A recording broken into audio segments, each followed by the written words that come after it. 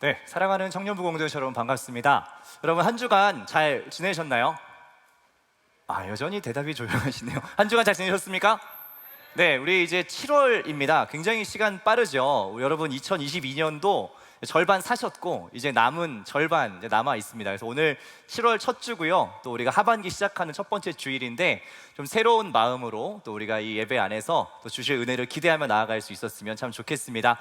오늘도 오랜만에 또 단위에 섰는데 제가 늘 하는 인사 또 간만에 한번 해보면 좋을 것 같은데요. 여러분 이제 주먹 이렇게 가볍게 치시고 어떻게 인사하는지 잘 아시죠? 앞뒤 좌우에 계신 분들과 주먹 마주치시면서 인사하실 때 우리 형제분들에게는 요 형제요, 우리 자매분들에게는 요 자매요 함께 힘차게 인사해 보도록 하겠습니다. 인사하겠습니다. 요 형제요, 요 자매요. 네, 우리 화면으로 인사하시는 분은 화면을 터치해 주시면 감사하겠습니다. 네, 오늘도 하나님 말씀 함께 나누는데요. 이 시간을 통해서 우리의 신앙을 좀 돌아보고 점검하는, 특별히 오늘 우리가 드리는 예배에 대해서 함께 생각해 볼 수 있는 시간이 되기를 소망합니다. 오늘 말씀은요, 한 권의 책을 좀 소개하면서 시작해 볼까 합니다. 혹시 이 책 읽어보신 분 계실까 모르겠는데요, 말콤 글래드웰이 지은 아웃라이어라고 하는 책입니다. 혹시 읽어보신 분 계실까요? 책을 나는 읽었다. 그렇군요. 그럴 줄 알았어요. 당황하지 않았습니다. 이럴 줄 알았고 한 분도 손들지 않을 줄 알았습니다. 여러분, 이 책은 사실 안 읽으신 분들이 많으실 텐데 이 책에서 나오는 아주 중요한 용어가 하나 있어요. 그래서 이 용어를 이야기하면 그건 들어본 적 있어 라고 아마 생각하실 겁니다. 뭐냐면 이 책에서 처음으로 이 저자가 1만 시간의 법칙이라는 것을 이 책에서 처음으로 이야기합니다. 여러분, 이건 뭔지 들어보셨죠? 어떤 일을 반복적으로 계속 수행하다 보면 그 일에 대한 전문성과 탁월함이 생기게 된다라는 것이 1만 시간의 법칙입니다. 이 아웃라이어라는 책에서 처음으로 이 개념이 나왔고요, 관련해서 수많은 책들이 또 나오기 시작했습니다. 1만 시간의 법칙, 아예 이것만 전문적으로 설명하는 책도 나왔고 또 이거를 반박하는 책도 나왔어요. 1만 시간의 재발견 이래가지고 이 내용은 사실 이런 내용이야 라고 하면서 또 그거를 해석하고 그 해석을 또 해석하는 이런 책들이 굉장히 많이 나오기 시작했습니다. 다양한 의견들이 있지만 결국 1만 시간의 법칙이라는 것은 무엇이냐면 어떤 한 가지 일을 꾸준히 반복적으로 수행하면 거기에 대한 전문성이 생기더라라는 것이 이 책의 요지입니다. 사실 이게 여러분도 그냥 생각하면 언뜻 다 아실 수 있는 너무 상식적인 얘기잖아요. 어떤 것을 계속 반복하면 잘 하게 되죠. 근데 사실 법칙이라고까지 할 건 없는데 이분이 어쨌든 처음으로 이 용어를 써서 이제 많은 사람들이 1만 시간의 법칙에 대해서 알게 됐습니다. 저는 이 1만 시간의 법칙을 생각하면서 어떤 재미난 생각이 들었냐면 저와 여러분들도 어떤 한 분야에 굉장히 시간을 많이 쏟은 것이 있다라는 생각을 하게 됐어요. 혹시 그것이 무엇인지 아십니까? 저와 여러분들 여기 있는 모두의 공통적인 것인데 혹시 뭔지 아세요? 뭘까요? 뭐냐면 교회 다닌 시간이에요. 교회 다닌 시간. 신앙생활을 여러분이 해온 이 시간이 우리도 나름대로 만만치 않게 있습니다. 그러니까 저도 한번 좀 이런 생각을 스스로에게 좀 해봤는데 여러분도 이렇게 셀 모임이 오늘 하게 되면 한번 이 질문을 해보시면 좋겠어요. 내가 처음으로 교회에 나와서 지금까지 물리적으로 과연 몇 시간 정도를 내가 교회에 오는 신앙생활 하는데 사용하였는가라는 것을 한번 계산해 보시면 좋을 것 같아요. 되게 재미있어요. 저도 제가 신앙생활한 모든 여정들을 한번 쭉 이렇게 리마인드 하면서 내가 과연 교회 다니는데 얼마나 시간을 썼는가를 한번 계산을 해보니까 이런 계산이 나오더라고요. 어쩔 수 없이 제가 이게 싫은데 나이를 공개하게 됐네요. 제가 모태신앙 41년 차입니다. 그죠? 그래서 아주 어릴 때 제가 자발적으로 갓난아기 때 기억이 없으니까 나름대로 교회가 뭔지 알고 교회 가는 거를 인식한 거를 제가 그냥 넉넉하게 초등학생으로 잡아봤어요. 초등학생 때 일주일에 한 3시간 정도 교회에서 쓴 것 같습니다. 예배 드리고 공과하고 친구들과 떡볶이 먹고 오락실 가고 이런 것까지 포함해서 한 3시간, 52주 6년 곱하니까 936시간이 나와요. 중학생 때도 대충 비슷한 시간 쓴 것 같아요. 절반 3년이니까 468시간 정도 제가 교회에 다녔더라고요.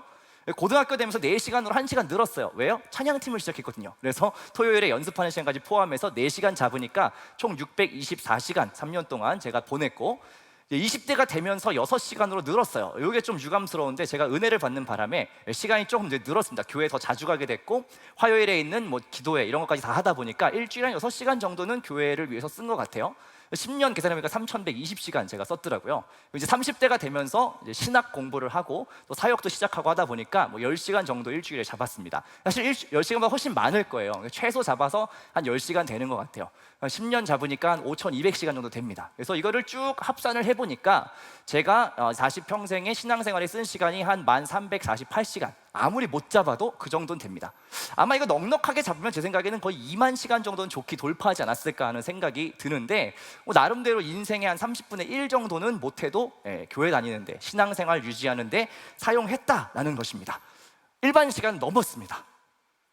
박수도 쳐주시면 참 좋을 텐데, 뭐 그게 자랑이냐 이런 표정을 짓고 계시는데 굉장한 거예요. 1만 시간의 법칙을 제가 뛰어넘어서 1만 시간, 한 300시간을 제가 신앙생활에 썼다라는 것입니다. 여러분들도 한번 계산해 보시면 생각보다 많은 시간을 여러분들의 인생에서 신앙생활 하는데 쓰고 계시다는 걸 알 수 있을 거예요. 그러면 이 1만 시간의 법칙에 의거하여 저와 여러분들의 신앙은 굉장히 성숙하고 전문적이고 탁월함을 가지고 있어야 됩니다. 그죠? 이 법칙에 의하면요. 여러분께 한번 물어볼게요. 여러분 그동안 여러분들이 충분히 사용하신 이 시간에 비례하여 여러분의 신앙의 성숙함과 전문성과 탁월성이 여러분들에게 지금 있으세요? 표정이 왜 그러시죠? 갑자기 고개를 다 이렇게 숙이고 숙연한 분위기로 바뀌는데 선뜻 대답하기 굉장히 어려우실 거예요. 이게 사실은 우리 기독교인들이 가지고 있는 고민 중에 하나입니다. 꽤 많은 시간 들여서 신앙생활을 해요. 제가 봤을 땐 이렇게 성실하게 신앙생활 하는, 특별히 전 세계적으로 한국은 아주 이런 열심과 성실에는 아주 독보적입니다. 그래서 여러분 교회에도 모임이 얼마나 많고 여러분들이 그동안 해왔던 것만 해도 아주 굉장히 적지 않은 시간을 신앙생활에 보내셨을 거예요. 근데 그것에 비해서 우리의 신앙의 모습이 어떠한가 하는 것을 한번 살펴볼 필요가 있다는 거죠. 제가 좀 웃픈 비유가 하나 생각났는데 이런 얘기를 한번 좀 들려드릴게요. 어떤 학생이 있습니다. 학생이 있는데 수학 성적이 안 좋은 거예요. 그래가지고 부모님이 이제 수학학원에 보냈습니다. 굉장히 고가의 수학학원, 되게 좋은 엄청난 강사진이 포진하고 있는 수학학원에 얘를 보냈어요. 3년 동안 열심히 학원을 보냈습니다. 돈도 많이 들었어요. 시간도 꽤 오래 보냈습니다. 근데 성적이 하나도 안 오르는 거죠. 그래서 부모님이 너무 답답해가지고 어느 날 이 친구를 앉혀놓고 얘기를 하기 시작합니다. 야, 내가 3년 동안 이렇게 열심히 돈도 들이고 시간도 들이고 너도 열심히 한 것 같은데 왜 성적이 오르지 않는 거니? 라고 물었더니 이 친구가 이렇게 대답을 하는 거예요. 엄마 아빠, 사실 내가 수학 성적은 안 올랐는데 나름대로 굉장히 잘하게 된 게 있어요 라고 얘기를 하는 거예요. 부모님이 다시 물어보겠죠. 그래 너는 뭘 잘하게 됐냐? 이렇게 물어봤더니 엄마, 내가 사실은 칠판 지우는 기술이 엄청 늘었어요. 내가 이 분필, 먼지 터는 기술이 엄청 늘었고 의자 줄 맞추는 기술이 엄청 늘었어요 라고 만약 얘기를 했다라고 하면 과연 어떤 부모님께서 야, 네가 수학학원 열심히 3년 동안 다니더니 칠판도 잘 지우고 먼지도 잘 털고 의자 줄도 되게 잘 맞추는구나 라고 누가 기뻐하실까요? 바로 등짝을 맞게 되겠죠. 근데 이게 굉장히 우스갯소리 같지만 우리가 신앙생활 하면서 느끼는 그 아이러니함이 사실은 이런 느낌이라는 거예요. 굉장히 열심히 신앙생활 합니다. 오랜 시간 교회에서 보냅니다. 근데 그 모든 것의 목적인 하나님을 알아가고 신앙을 바르게 세워가는 것에는 의외로 뭔가 취약한 부분이 있다는 거예요. 신앙의 본질적인 것들이 쑥 자라고 있는 것이 아니라 뭔가 이렇게 습관적으로 오가긴 하지만 들인 시간과 에너지와 성실함에 비해서는 내가 바르게 신앙생활을 하고 있는가 하는 것에 늘 우리의 자신감이 없다라는 것이죠. 그래서 여러 가지 교회의 경험치들은 막 올라가는데 우리가 믿는 바 신앙의 본질이 무엇인가 하는 것에 대해서는 우리가 사실은 당당하지 못할 때가 참 많습니다. 그래서 이번 한 달 동안 우리가 신앙 베이직이라는 주제를 가지고 5주 동안 우리 신앙의 중요한 요소들 5가지를 같이 살펴보려고 하는 겁니다. 예배에 대해서, 기도에 대해서, 하나님의 뜻에 대해서, 또 성령 충만에 대해서, 또 복음 전하는 삶에 대해서 한 가지씩 좀 한 주에 살펴보려고 하는 것인데요. 여러분들이 이 7월 한 달 동안 여러분들의 신앙을 잘 점검해 보시고 특별히 1만 시간의 법칙에 대해서 한번 생각해 보시면서 내가 정말 교회 다니고 신앙생활한 이 시간에 비해서 나의 믿음도 잘 성장하고 있는가 하는 것을 한번 점검해 보시는 시간이 되면 참 좋겠습니다. 오늘은 첫 번째 시간으로 예배에 대해서 같이 살펴보려고 합니다. 예배, 지금 여러분들이 하고 계시는 그것이죠. 여러분 예배라고 하면 어떤 것들이 떠오르시나요? 아마 다들 다양한 것들을 떠올리실 것 같아요. 왜냐하면 예배에 관련된 게 정말 다양한 이야기들이 있어서 제가 언뜻 떠올려도 뭐 이 정도의 이야기들이 떠오를 것 같아요. 뭐 예배 그러면 각각 다르겠지만 뭐 이런 것들이 머릿속에 탁탁탁탁 지나갈 겁니다. 그 여기에 있는 것들이 다 예배에 관련된 어떤 용어들이고 개념들입니다. 근데 이거를 하나하나 다 설명하기에는 사실 조금 시간이 부족하죠. 오늘 집에 못 가십니다. 그래서 여러 가지 예배의 접근들이 있지만 그 중에서 오늘은 성경에서 이야기하는 예배의 개념을 좀 보려고 해요. 사실 이게 제일 중요하죠, 그죠? 성경이 예배에 대해서 뭐라고 얘기하고 있는가 하는 것을 살펴볼 텐데, 구약과 신약 두 군데에서 각각 예배에 대한 개념을 이야기하는데요, 이 두 가지 살펴보려고 합니다. 구약에서는 안식일이라는 것을 살펴볼 거고, 신약에선 성찬에 대해서 생각하면서 하나님 말씀은 예배를 무엇이라 규정하고 있는가 하는 것을 같이 보고자 합니다. 첫 번째는 구약 성경에서 나타나는 예배의 형식인 안식일에 대해서 우리가 좀 살펴보려고 합니다. 여러분, 안식일이라는 단어 들어보셨어요? 사실 이 단어가 성경에 이미 써 있는 단어고 성경에 있는 내용인데, 이거 왠지 딱 얘기하면 뭔가 움찔하죠. 왜요? 뭐 때문에 그러세요? 안식일 그러면 왜 여러분들이 수상한 거 아니야? 이렇게 생각하신 이유가 뭐예요? 안타깝게도 우리 이단 중에 요 개념을 또 가져와 갖고 열심히 활용하시는 이단이 있다 보니까 안식일은 그 뭔가 잘못된 거 아닌가 생각하는데, 성경에 써 있는 올바른 개념입니다. 그분들이 이상하게 풀어서 그런 거예요. 안식일이라고 하는 개념이 이제 구약에 있는 예배의 개념인데요, 여러분, 구약 성경에서 예배가 있다라고 얘기하면 보통 여러분 떠올리는 것이 사실은 안식일이 아니라 제사라는 걸 떠올릴 것 같아요. 여러분 혹시 이런 거 보셨어요? 들어보셨어요? 구약의 5가지 제사, 레위기에 가면 나오는데 아마 들어는 보셨을 거예요. 이름까지만.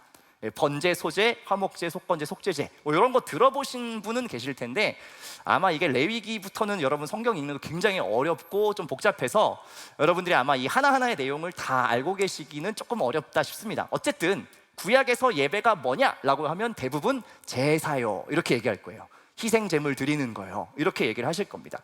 물론 형태적으로는 예배의 형태가 맞는데, 의미적으로 구약에서 우리가 지금 드리는 예배와 가장 유사한 개념을 찾자면 안식일입니다.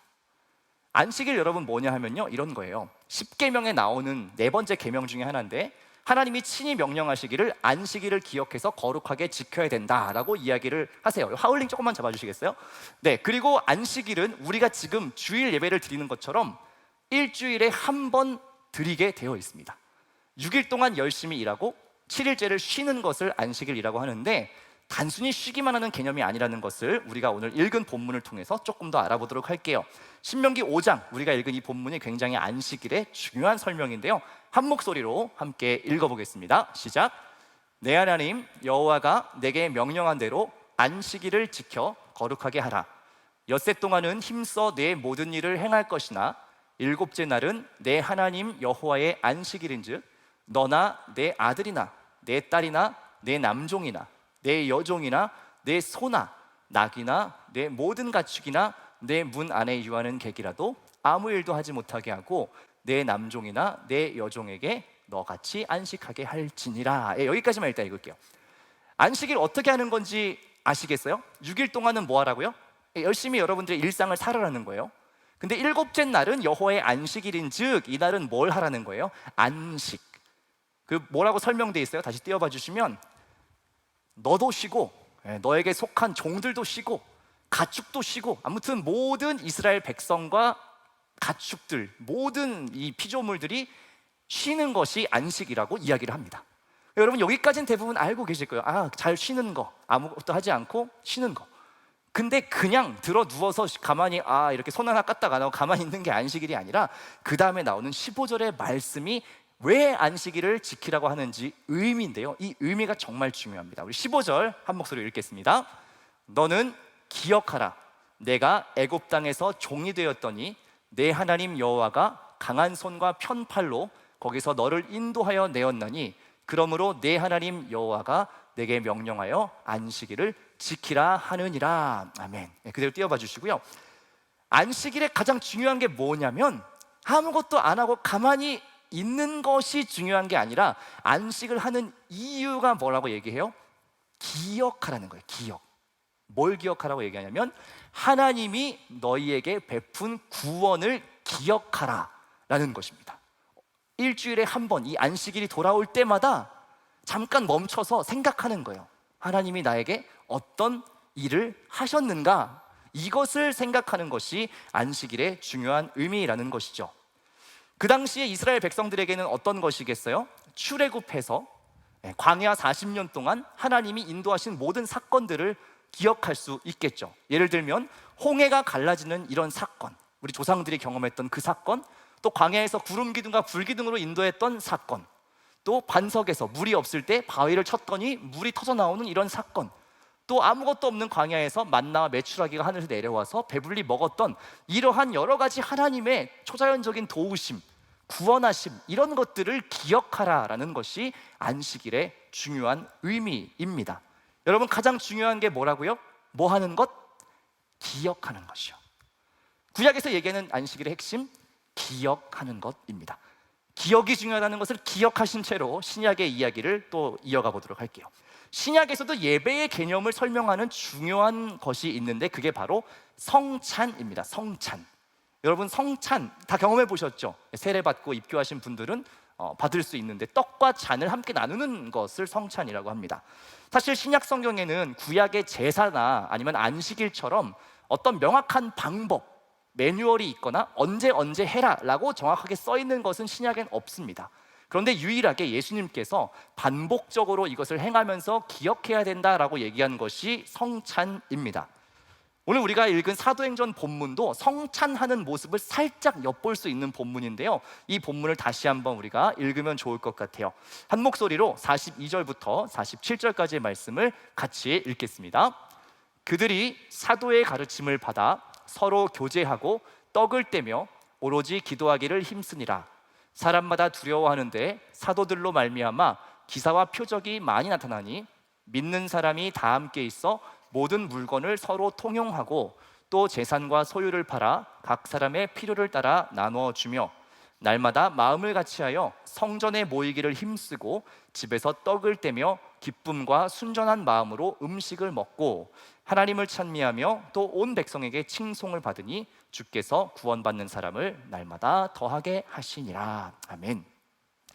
보시면 42절, 46절에 함께 모여서 떡을 뗐다라는 말씀이 있습니다. 이게 바로 우리가 알고 있는 성찬을 행한 장면입니다.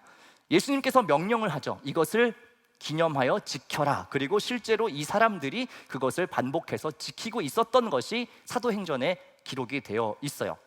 이 성찬에 대한 것을 잘 표현한 그림이 있어서 제가 그림을 좀 갖고 와봤는데 이해가 좀 더 쉬우실 것 같아요. 지거 쾌더라고 하는 카톨릭 신부이자 화가인 분이 그린 그림인데 제가 굉장히 좋아하는 그림인데요, 여기 보시면 왼쪽에 있는 게 최후의 만찬, 여러분들이 잘 아시는 예수님이 처음으로 성찬을 제정하시고 베푸신 그 그림이 왼쪽 그림이에요. 그리고 오른쪽 그림은 그 이후에 예수님을 따르는 많은 그리스도인들이 모일 때마다 성찬을 함께 나눴던 장면입니다. 재밌는 건 이 잔 가운데 잔이 있잖아요. 잔에 보면 예수님의 이 얼굴의 실루엣이 살짝 이렇게 있어요, 그죠? 그래서 이 그림 자체가 이렇게 연작이라고 하죠. 같이 이렇게 세트로 돼 있는 그림인데 무슨 의미냐면 예수님께서 정하신 그것을 이 사람들이 이어서 어떤 연속적으로 행하고 있다는 걸 보여주기 위해서 잔에 예수님의 실루엣이 양쪽에 똑같이 있는 그림입니다. 이 그림을 보시면 여러분, 제가 얘기하는 게 뭔지 이해가 되실 거예요. 예수님도 성찬을 정하셨고 이것을 계속해서 행해라 말씀하셨고 그 후대의 그리스도인들이 계속해서 이것을 행해왔지요. 그리고 언제까지 행하고 있는 겁니까? 지금도, 2000년이 지난 지금도 모든 그리스도인들이 이 성찬을 행하고 있는 것이죠. 그럼 이 신약에서 얘기하는 예배와 같은 성찬은 어떤 의미가 있는가를 우리가 보면 좋을 것 같은데, 처음으로 예수님 성찬을 정하신 이유와 목적이 기록된 말씀이 있어요. 누가복음 22장 19절 20절 두 절인데요, 이 말씀을 같이 읽어보도록 하겠습니다. 시작. 또 떡을 가져 감사기도 하시고 떼어 그들에게 주시며 이르시되 이것은 너희를 위하여 주는 내 몸이라. 너희가 이를 행하여 나를 기념하라 하시고 저녁 먹은 후에 잔도 그와 같이 하여 이르시되 이 잔은 내 피로 세우는 새 언약이니 곧 너희를 위하여 붓는 것이라. 이게 예수님이 제자를 모아놓고 하신 이야기예요. 앞으로 너희가 이것을 계속 기념해서 해야 되는데 어떤 것이냐면 이 떡과 잔을 나눌 때마다 뭘 기억하라는 거예요? 내가 행한 사건. 사실은 그 당시 시점으로 보면 행할 사건이죠, 그죠? 예수님의 십자가의 사건을 계속 기억하기 위해서 너희가 성찬을 하여라 라고 예수님이 명령을 합니다. 그리고 이 명령을 따라서 방금 읽은 사도행전의 말씀에서도 그렇고 사도 바울 역시도 전도를 할 때마다 이 성찬을 같이 가르치기 시작합니다. 사도 바울이 고린도 교회 사람들에게 성찬을 가르쳐주는 본문이 또 있는데 고린도전서 11장 23절부터 26절까지를 같이 읽겠습니다. 시작. 내가 너희에게 전한 것은 주께 받은 것이니 곧 주 예수께서 잡히시던 밤에 떡을 가지사 축사하시고 떼어 이르시되 이것은 너희를 위하는 내 몸이니 이것을 행하여 나를 기념하라 하시고 식후에 또한 그와 같이 잔을 가지시고 이르시되 이 잔은 내 피로 세운 새 언약이니 이것을 행하여 마실 때마다 나를 기념하라 하였으니 너희가 이 떡을 먹으며 이 잔을 마실 때마다 주의 죽으심을 그가 오실 때까지 전하는 것이니라. 이 본문 되게 많이 들어보셨죠? 앞에서 목사님들이 성찬 집례할 때마다 이 말씀하시죠? 이게 이제 사도 바울이 예수님이 정한 성찬을 가르치기 위해서 고린도 교회 사람들에게 편지로 쓴 내용이에요. 재미있는 건 뭔지 아세요? 앞에 있는 누가복음에 예수님 직접 얘기한 그거를 그대로 따옴표 인용해가지고 거기에 집어넣어 놨어요. 그러니까 이런 거예요. 사도 바울이 얘기를 합니다.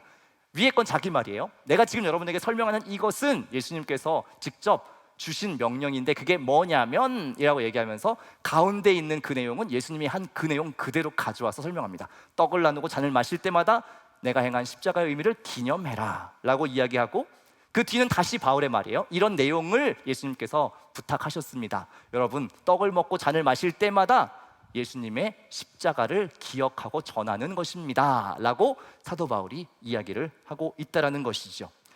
간단하게 신약의 예배인 성찬의 의미를 정리해봤어요. 즉 무엇이냐? 예수님이 명령하신 이것, 너희가 이것을 할 때마다 기억해라 라고 하는 그것을 예수님께서 정하셨고 수많은 신앙의 선배들이 그것을 행했고 지금까지도 우리에게 전해져 와서 그것을 우리는 기독교의 귀한 예전으로 하고 있다는 것이죠. 그런데 신약의 예배에서도 동일하게 여러분 어떤 단어가 계속 나와요? 이걸 하면서 뭘 하라고요? 기억하라고요. 기억. 구약에서도 안식일도 하나님이 행하신 일을 기억하는 것, 신약의 성찬도 예수 그리스도의 십자가를 기억하는 것이 그 목적이다라고 이야기를 합니다. 즉 구약과 신약의 예배 형태에서 동일하게 강조되고 있는 본질은 무엇이냐? 예배는 기억하는 일이라는 겁니다. 여러분 오늘 이 자리에 오신 목적이 무엇인지 다 다르실 수도 있겠으나 성경이 공통적으로 얘기하는 이유, 여러분들이 여기 오셔서 예배를 드리시는 가장 중요한 이유는 하나님을 기억하라는 것이에요. 하나님이 행하신 그 구원의 사건들 기억하는 것이 예배의 중요한 본질입니다. 구약의 안식일에서도 뭘 기억해요? 하나님 여호와가 우리에게 행하신 구원. 신약의 예배에서도 뭘 강조해요? 예수님께서 우리의 삶에 행하신 십자가의 구원. 이것을 잊지 않고 기억하기 위해서 너희가 반복적으로 이 예배를 드려라 라고 이야기한다는 것이죠. 왜 계속해서 기억해라, 기억해라, 기억해라 그렇게 강조했을까요? 간단해요. 우리가 너무 쉽게 망각하는 존재이기 때문에 그렇습니다. 우리는 정말 망각이 빨라요. 물론 망각이 필요할 때도 있지요. 좋지 않은 기억들을 잊어버리고 그런 것도 도움이 되는 순간도 있지만 정말 기억해야 될 중요한 것들을 잊는다면 굉장히 문제가 되겠죠. 특별히 신앙인으로 살아가는 우리의 삶에 있어서 하나님을 기억하는 것은 너무너무 중요한 일이에요. 그런데 망각을 참 잘하는 존재가 우리 인간입니다. 그래서 하나님이 성경 전반에 걸쳐서 계속 강조하시는 거예요. 기억해라, 기억해라, 하나님에 대해서 기억해라 라고 계속 강조하고 있다는 것이죠. 저는 그래서 오늘 메시지를 정리하면서 마지막으로 우리의 예배를 이렇게 정의하고 싶습니다. 같이 한번 이 문장을 읽어볼까요? 시작. 예배, 망각을 이겨내는 공동체.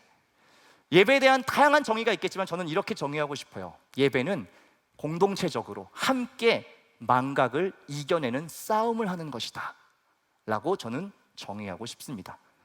오늘 성경이 이야기하는 그 예배의 핵심이죠. 내 삶에 행하신 은혜와 구원, 그것을 새롭게 기억하는 것이 예배라고 말씀을 드렸죠.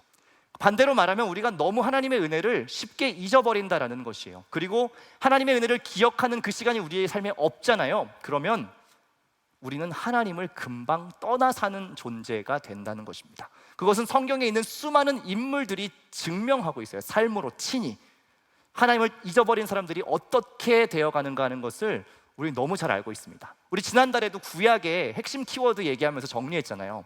창조, 타락, 구원 얘기했잖아요. 거기서 타락에 해당하는 게 바로 이 얘기예요. 타락이 다른 게 아닙니다. 무슨 대단한 패역한 짓을 하는 게 타락이 아니고 하나님 잊어버리는 것, 이게 타락의 출발이에요. 아담과 하와부터 시작해서 동일한 패턴입니다. 하나님 없이, 하나님 잊어버리고 내 맘대로 살 수 있다 생각하는 그 지점부터 우리 인간은 타락하기 시작한다는 것이죠. 망각과 동일한 언어로 설명할 수 있을 것 같아요. 하나님의 존재를 없는 것처럼 살아가는 것이죠. 그래서 우리의 예배가 너무너무 중요한 것입니다. 여러분, 오늘 어떤 마음으로 이곳에 나오셨는지 제가 참 궁금해요. 정말 궁금해요.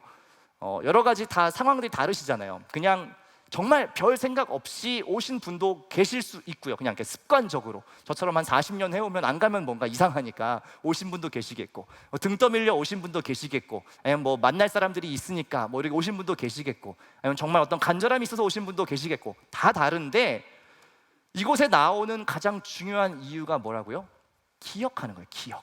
하나님에 대한 기억을 다시 리마인드하기 위해 나오신 거예요. 그건 여러분들이 다 같아야 돼요. 오셨는데 하나님에 대한 어떤 발견이 없이 그냥 다시 돌아가신다?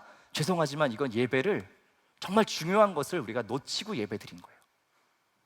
리마인드하는 것, 기억하는 것, 이것이 여러분들의 삶에 정말 정말 중요한 일입니다. 여러분 되게 잘 오셨어요, 예배 드리러. 왜요? 여러분 이 시간을 따로 떼서 하나님 앞에 잠깐 멈춰서서 내 삶에 베푸신 그 은혜 기억하지 않잖아요. 그럼 여러분의 삶은 아주 빠른 속도로 하나님 잊어버린 삶, 하나님께서 얘기하는 이 모든 가치관들 상관없는 삶으로 아주 빠른 속도로 빠져들기 시작하기 때문입니다. 여러분 굉장히 이 시간이 어떻게 보면 여러분들에게 황금 시간이잖아요. 주일에 한가운데 2시 반, 뭐 그런 피드백도 있더라고요. 시간이 정말 너무 애매해요. 앞에 뒤에 뭔가 쓸 수 없는 이 애매한 시간, 이런 이야기 저도 많이 들었습니다. 여러분 6일 동안 열심히 살고 바쁘게 지내시다가 이 귀한 시간 내셔서 여기 오셨는데 참 잘하셨어요. 정말 잘하셨어요. 더 잘하시려면 뭘 하셔야 되냐면 하나님을 리마인드하고 돌아가셔야 된다고요. 부탁드리는데 그냥 정말 몸만 왔다 갔다 하거나 습관적으로 그냥 와서 감흥 없이 돌아가지 마십시오. 여러분의 이 한 번의 예배가 여러분의 삶을 얼마나 다시 다잡아줄 수 있는지를 여러분 잊지 않으셔야 됩니다. 너무나 익숙하게 그냥 당연하게 별 고민 없이 왔다 가는 예배라면 여러분 우리의 예배를 다시 한번 생각하셔야 합니다. 그것이 하나님께 무슨 손해가 되는 일이 아니라 여러분의 삶 가운데 심대한 데미지를 주는 일이에요. 하나님 기억하셔야 돼요. 이곳에 오셔서 하나님 어떤 분인가, 내 삶에 어떤 분이셨는가 다시 생각하셔야 된다는 것입니다. 조금 더 부연 설명을 하면 예배에 대해서 제가 이렇게 정의를 하고 싶은데, 이거는 중요해서 한번 같이 읽어볼게요. 시작. 예배는 나의 삶에 행하신 하나님의 은혜를 다시 기억하는 자리이다. 하나님께서 나의 죄를 용서하시고 회복하셨음을, 그러나 나는 아무것도 아닌 존재임을 기억하는 자리가 예배의 자리이다. 그래서 다시 하나님의 백성됨을 기억하고 감사함으로 나오는 자리가 예배이다. 이것이 우리가 예배하는 가장 중요한 이유입니다. 안식일을 통해서, 성찬을 통해서 강조되고 있는 것이죠. 하나님을 기억하라 라는 명령입니다. 바라는 것은 오늘 이 말씀을 통해서 여러분들의 예배의 동기를 다시 한번 점검해 보시면 좋겠습니다. 내가 드린 예배를 통해서 나는 하나님을 새롭게 발견하고 있는가? 여러분들이 받은 그 은혜와 사랑이, 죄송하지만 정말 그 과거의 옛날의 어떤 기억, 한 10년 전 수련회의 기억, 한 5년 전에 어떤 선교 가서 경험한 그 하나님, 거기에 멈춰 있다고 하면 굉장히 슬픈 일이에요, 여러분. 하나님에 대한 그 은혜를 계속해서 여러분 새롭게 발견하셔야 한다는 것입니다. 그래서 오늘 여러분 정말 기도하실 때는 이렇게 기도했으면 좋겠어요. 하나님, 나의 예배가 하나님 앞에서 날마다 새롭게 발견될 수 있도록 도와주십시오. 예배할 때마다 하나님의 그 은혜와 사랑이 다시 한번 찾아지게 하십시오. 내가 못 보고 있었다면, 감춰져서 내가 눈이 가려져서 못 보고 있었다면 발견할 수 있게 해주십시오라고 여러분 간절하게 기도하셨으면 좋겠습니다. 마지막으로 우리가 하나님을 기억하는 것을 잘할 수 있도록, 되게 어려운 일인데 잘할 수 있도록 도와주는 하나님의 중요한 장치가 하나 있습니다. 그것이 뭐냐면 공동체입니다.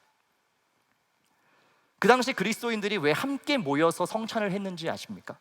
혼자 집에서 혼자 떼어 먹은 게 아니라 다 같이 모여서 성찬을 한 이유는 무엇이냐면 혼자 신앙을 지키기가 정말 어려웠기 때문입니다.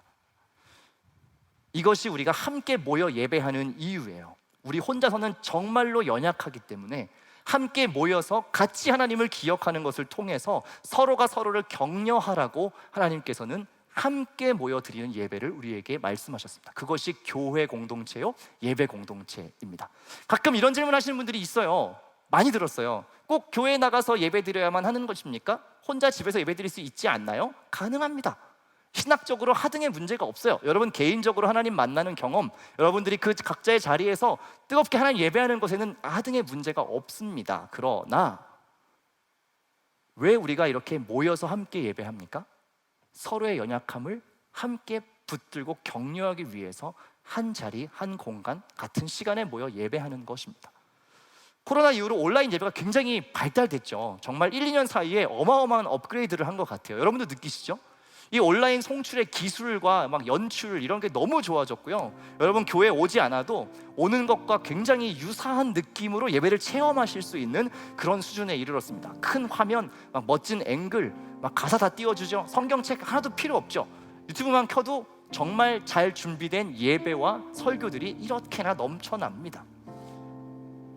그러니까 사람들이 그런 생각을 할 법도 하죠. 꼭 현장에서 예배 드려야 되나요?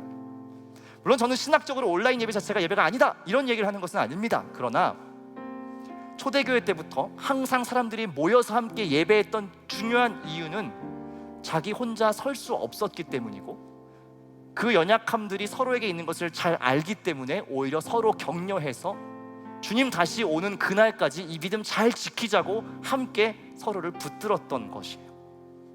하나님이 교회 공동체, 예배 공동체를 통해서 역사하시고 또 믿는 자들을 위로하시고 격려하시는 통로로서 이 예배, 여러분 지금 모여있는 이 예배를 사용하신다는 것입니다. 사랑하는 청년 여러분, 이제 코로나 상황이 조금은 안정이 되는 것 같습니다. 그리고 여러분들 지금 눈으로 확인하시는 것처럼 요 근래에 더 많은 청년들이 이곳에 함께 나와서 예배를 드리고 있습니다. 저는 굉장히 감사하게 생각합니다. 그냥 단순히 인원이 늘었으니까 좋아요 이런 것을 얘기하고 싶은 것이 아니라, 혼자서 예배를 드리고 신앙을 지켜가는 것이 너무나 어려운 일이라는 것을 저도 알고 여러분들도 알기 때문에 공동체로 함께 예배하는 것이 신앙의 여정에 얼마나 큰 힘인가 하는 것을 우리가 피차 알기 때문에 저는 이렇게 함께 모여서 예배할 수 있는 이것이 너무나 감격스럽고 감사하게 생각됩니다. 여러분은 어떠신가요? 하나님은 예배에 있어서 항상 공동체를 말씀하셨습니다. 구약의 이스라엘 백성들도 공동체였고요, 신약의 초대교회의 신자들도 함께 모여 공동체로 하나님을 경험했습니다. 그리고 그 안에서 우리가 함께 신앙생활하고 있는 이 같은 그리스도인의 길을 걷고 있는 동역자구나라는 것을 새롭게 발견했습니다. 그것이 너무너무 중요한 일이에요. 그래서 제가 오늘 설교의 제목을 예배는 망각과 싸우는 공동체다라고 정의했습니다. 하나님을 기억하는 그 일을 혼자서가 아니라 함께 해나간다는 것이죠. 부탁하는 것은 여러분들이 드리는 이 예배 안에서 함께 예배하는 지체들이 있다는 것을 여러분 꼭 그 감각을 잊지 않으셨으면 좋겠습니다.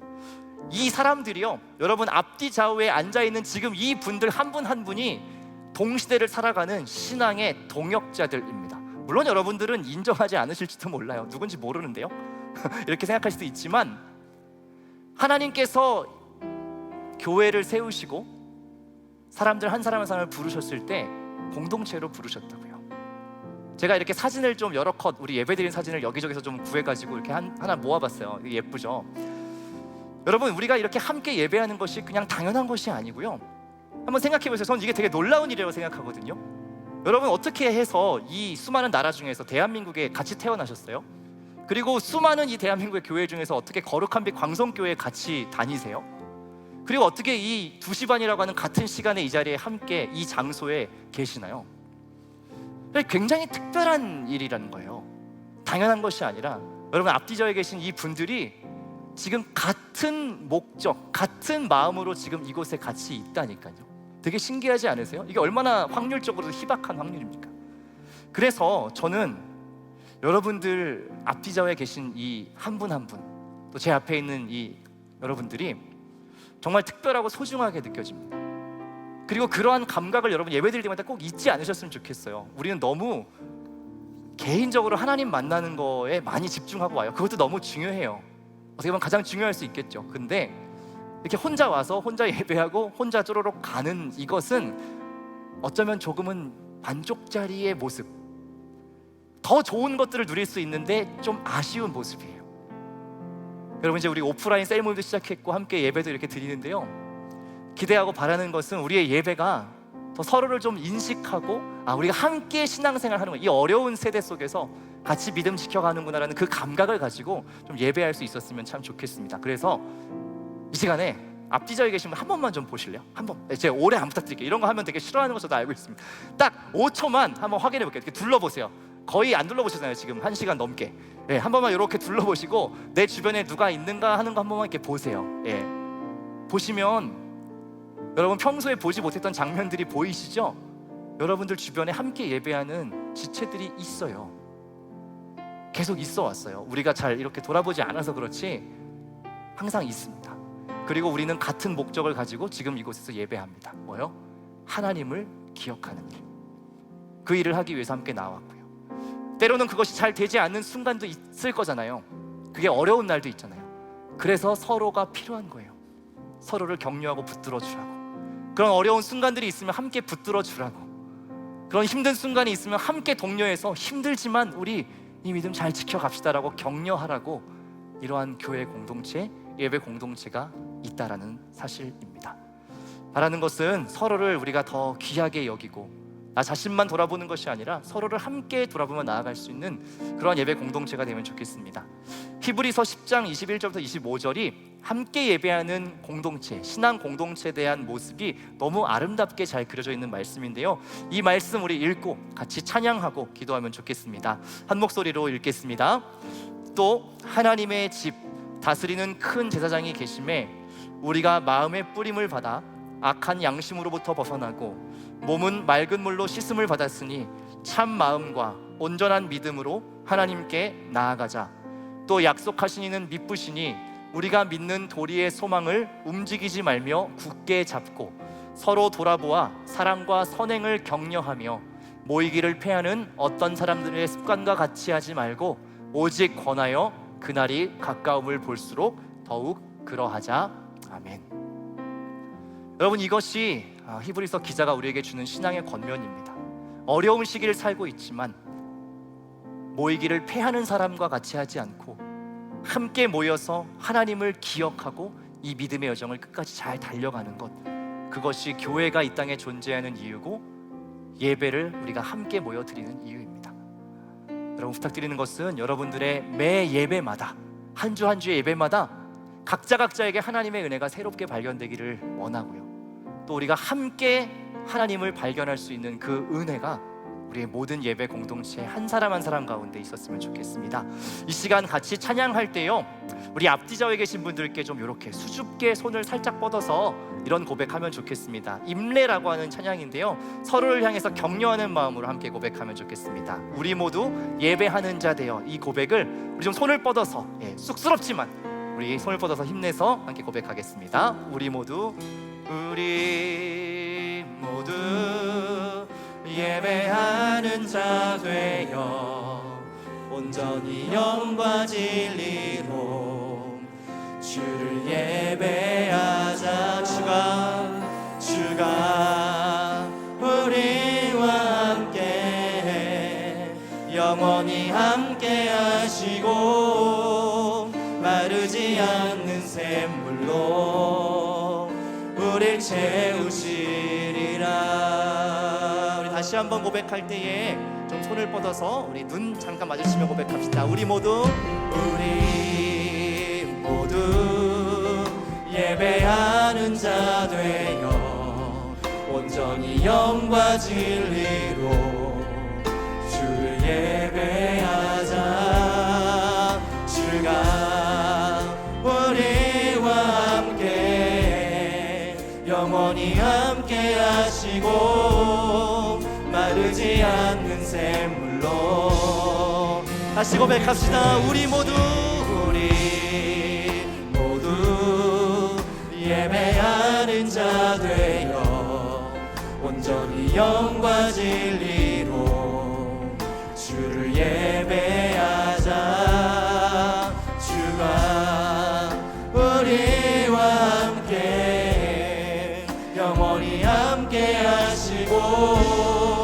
마르지 않는 샘물로 우리 우리 모두 우리 가슴에 손을 얹고 기도하면 좋겠습니다. 예배하는 자 되어 온전히 영과 진리 주님 예배하기 원합니다. 주를 예배하자. 주와 우리와 함께 영원히 함께 하시고 마르지 않는 샘물로 다시 고백합니다. 우리 모두 예배하는 자 되어 온전히 영과 진리로 주를 예배하자. 주와 우리와 함께 영원히 함께 하시고 마르지 않는 샘물로 우릴 채우시리라. 완전하신 나의 주님 완전하신 나의 의의 길로 날 인도하소. 행하신 모든 일 주님의 영광 다 영배한 주님만을 예배합니다.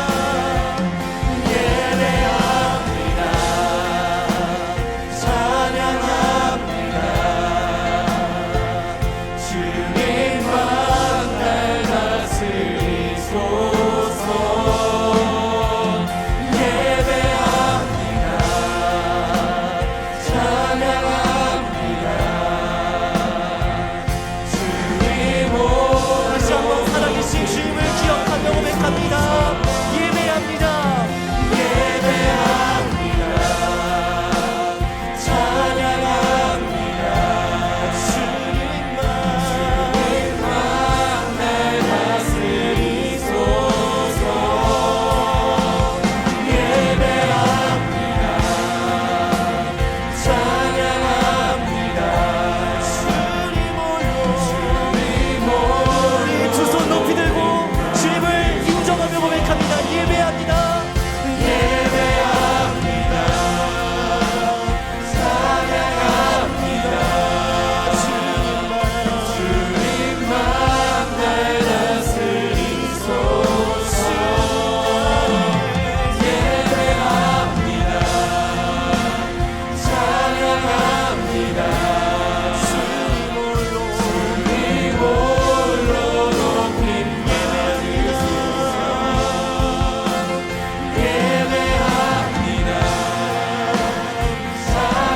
찬양합니다. 주님만 날 다스리소서. 예배합니다. 찬양합니다. 주님 홀로 높임 받으소. 예배합니다. 예배합니다. 찬양합니다. 주님만 날 다스리소서. 예배합니다. 찬양합니다. 주님 홀로 높임 받으소서. 이 시간 합심하여 함께 기도할 때에 예배를 통해서 날마다 하나님의 은혜를 발견할 수 있게 달라고 기도하면 좋겠습니다. 하나님에 대한 우리의 기억들이 날마다 새로워질 수 있도록 인도하여 주시고, 과거의 기억과 추억에 머무르는 것이 아니라 예배 드릴 때마다 우리가 함께 모여 주님을 찾고 구할 때마다 하나님 예배 가운데 찾아오시고 임하여 주셔서 함께 예배하는 모든 지체들 한 사람 한 사람 가운데에 하나님의 사랑과 놀라운 은혜를 새롭게 발견하는 은혜가 우리의 모든 예배와 지체들 가운데 충만하게 있을 수 있게 해달라고 이 시간 우리 합심하여 기도하며 나아가겠습니다. 함께 기도합니다. 살아계신 아버지 하나님, 이 시간 우리의 예배를 위하여서 기도합니다. 아버지 하나님, 우리가 함께 모여 예배할 때마다 우리의 삶 가운데 역사하신 그 주님의 은혜가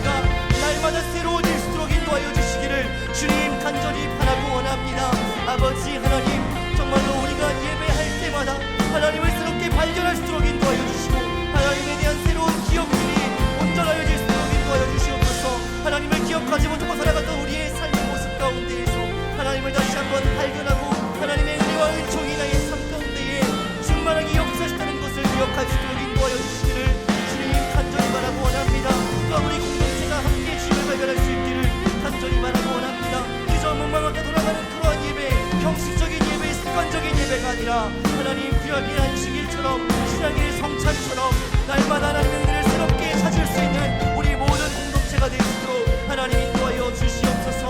하나님 아버지, 우리를 온전케 하여 주시기 원합니다. 우리 공동체가 예배 가운데 더욱 온전하게 세워질 수 있기를 원합니다. 하나님 붙잡아 주시옵소서.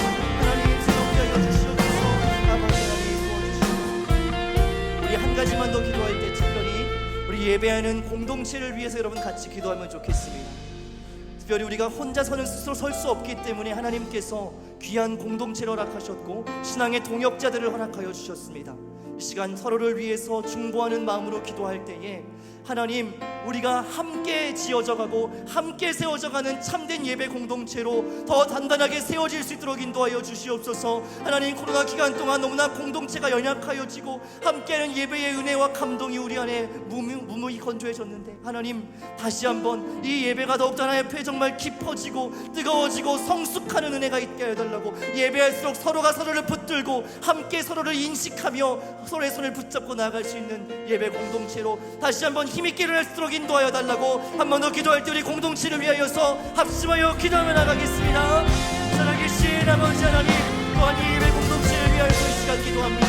아버지 하나님, 우리가 오랜 시간 동안 하나님 코로나의 상황으로 인하여서 하나님 그저 혼자 몸만 오가는 예배에 익숙해져 있고 혼자 드리는 예배가 언어가 익숙해져 있었습니다. 그러나 하나님 예배 공동체를 만드신 이유, 서로가 서로를 돌아보고 붙들고 하나님 주님 다시 오실 때까지 함께 격려하며 세워나가기를 원하셔서 우리를 공동체로 부르신 것을 기억합니다. 서로의 연약함을 함께 누려볼수록 도와주시고 하나님 서로의 약함을 함께 격려하며 세워가며 나아갈 수 있는 참된 공동체로 우리가 더욱 힘있게 일어날 수 있도록 주여 인도하여 주시옵소서. 매주 드리는 이 공동체의 예배를 주여 은혜 베풀어 주시고 하나님 충만하게 해주셔서 하나님을 함께 발견하는 은혜가 있도록 인도하여 주시고, 아버지 혼자가 아니라 함께 걸어가는 귀한 예배 동역자가 있음에 우리가 서로 격려받고 위로받으며 함께 이 믿음의 여정을 잘 걸어나갈 수 있도록 하나님 역사하여 주시옵소서. 우리 예배가 더욱 하나님 앞에 깊어지고 단단해질 수 있기를 원합니다. 하나님 붙잡아 주시옵소서.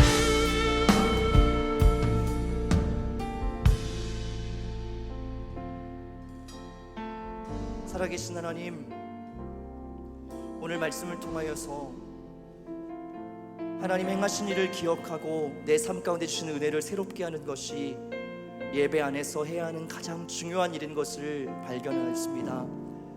하나님, 몸만 왔다 돌아가는 그러한 시간 되지 않게 하시고 참으로 귀한 시간과 마음과 정성을 들여서 이곳에 있는 우리 모든 청년들 한 사람 한 사람 주님 친히 만나 주셔서 하나님의 은혜가 새로워지게 하여 주시고 보이지 않는 것들이 보이게 하여 주시고 길이 막힌 것처럼 보이는 그곳에서 하나님이 일하시는 것을 발견하고 돌아갈 수 있도록 늘 은혜 베풀어 주십시오. 또한 우리 혼자가 아니라 우리를 공동체로 부르신 주님을 기억합니다. 혼자는 연약하고 스스로 서기 어려워서 함께 믿음의 여정 감당하고 그 믿음의 씨름들 함께 하는 귀한 동역자들을 주셨습니다. 하나님, 서로를 인식하며 예배할 수 있도록 도와주시고 우리가 각자 따로 떨어진 사람들이 아니라 주님의 몸된 교회를 함께 이루어가고 이 예배를 함께 빚어가는 귀한 믿음의 동역자들인 것을 잊지 않을 수 있도록 그 감각 놓치지 않고 함께하는 예배, 더 감격적인 예배 같이 하나님 앞에 드릴 수 있도록 인도하여 주옵소서. 그날이 다가옴을 볼수록 더욱 모이기를 힘쓰고 선을 행하기를 힘쓰고 함께 격려하라 말씀하신 그 하나님의 말씀을 기억하며 이제 우리가 삶의 자리 가운데에서 이 신앙의 공동체 안에서 그렇게 서로를 붙들며 살아갈 수 있도록 인도하여 주시고 우리의 신앙의 모든 여정에 둘도 없는 귀한 동반자로 서로가 서로를 붙들며 살아갈 수 있는 그러한 은혜가, 그러한 복이 우리 모든 청년의 시기에 충만하게 서로에게 있을 수 있도록 인도하여 주시옵소서. 오늘도 예배 가운데 함께 하시고 영광 받으실 주님을 찬양하며 살아계신 예수 그리스도의 이름으로 기도드립니다. 아멘. 이제는 우리의 예배의 이유 되시는 주 예수 그리스도의 은혜와 우리의 삶에 늘 베풀어 주시는 아버지 하나님의 크신 사랑과 예배 드릴 때마다 하나님의 은혜를 새롭게 발견토록 도우시는 성령 하나님의 조명하심이 오늘 우리에게 말씀하시는 살아계신 하나님의 말씀을 듣고 또 예배의 의미를 발견하고 다시 한번 삶 가운데에 주님과 동행하기를 간절히 바라고 소망하는 모든 청년들의 삶의 자리 위에 이제로부터 영원까지 함께 하시기를 간절히 축원하옵나이다. 아멘.